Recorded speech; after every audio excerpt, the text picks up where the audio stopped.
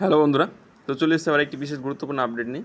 প্রাথমিক শিক্ষক নিয়োগ যে 2000 টেট যারা পাশ করে আছে তাদের জন্য কিন্তু বিশাল গুরুত্বপূর্ণ একটি খবর এবং খুশির খবর। যারা 2022 টেট পাশ করে আছে তাদের জন্য কিন্তু এবারে চাকরি পাওয়ার বিশেষ সুযোগ আসতে চলেছে। তো কেন আসতে চলেছে, কী জন্য আসতে চলেছে, তো বয়স কত থাকবে, যেটা আর কি আমরা জানি প্রাথমিকে যে উচ্চ মাধ্যমিক পাস সাথে ডিএলএড থাকলে হয়। তো সেটা তো আছে, শিক্ষাগত যোগ্যতা সাথে আর কি করতে হবে এবং কারা আর কি পারবে। এখানে অন্যান্য বছর যারা আছে শুধু কি 22 ছাড়া এর আগে যারা টেট পাস করে আছে 14, 17 অন্যান্য, তারাও কি পারবে আর কি পরীক্ষা দিতে, ইন্টারভিউ দিতে। সাথে 2023 যারা পরীক্ষা দিয়ে আছে অলরেডি তাদের কি হবে। তো সমস্ত কোশ্চেনের অ্যান্সার তোমরা এই ভিডিওতে পাবে।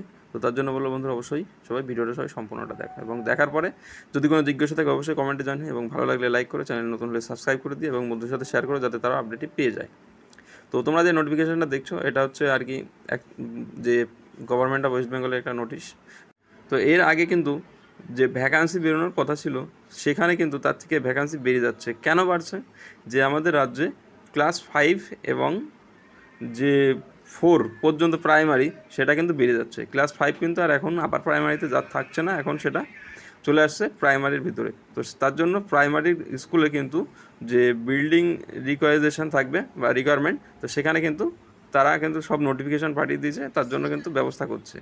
তো প্রাইমারিতে চলে আসবে ক্লাস 5, আর যখনই প্রাইমারির ভিতরে চলে আসবে ক্লাস 5 তখন কিন্তু প্রাইমারিতে যে সমস্ত টিচাররা আছে যখনই একটা ক্লাস বেড়ে যাবে তার জন্য কিন্তু টিচারের সংখ্যাও বেশি লাগবে প্রত্যেকটা স্কুলে।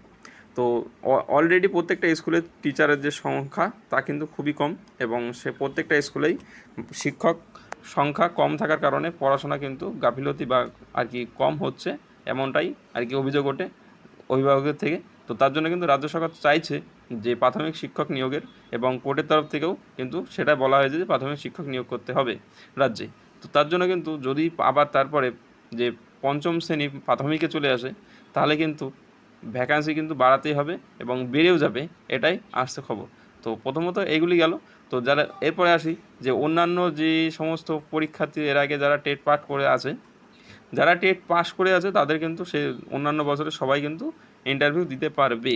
তবে 2023 যারা টেট পাস করে আছে, পরীক্ষা দিয়ে আছে, তো তাদের জন্য কিন্তু আর কি এটা মানে দুর্ভাগ্য হতে পারে আর সৌভাগ্য হতে পারে। যদি তাদের রেজাল্ট বের করে দিয়ে তারপরে ইন্টারভিউ শুরু করা হয় তাহলে তারা, যাদের ডিএলএড কমপ্লিট করা থাকবে তারা কিন্তু ইন্টারভিউ বসতে পারবে, আর যাদের থাকবে না তাদের জন্য কিছু করার নেই। পরের বার যখন আবার নতুন ভ্যাকান্সি আসবে তারা আবার ইন্টারভিউতে বসতে পারবে। তো বন্ধুরা, এটা নিয়ে যদি কোনো জিজ্ঞাসা থাকে অবশ্যই কমেন্টে জানিও, আর যদি তোমাদের ভালো লাগে অবশ্যই লাইক করে দিও এবং বন্ধুদের সাথে শেয়ার করো যাতে তারাও এই সুখবরটি পেয়ে যায়।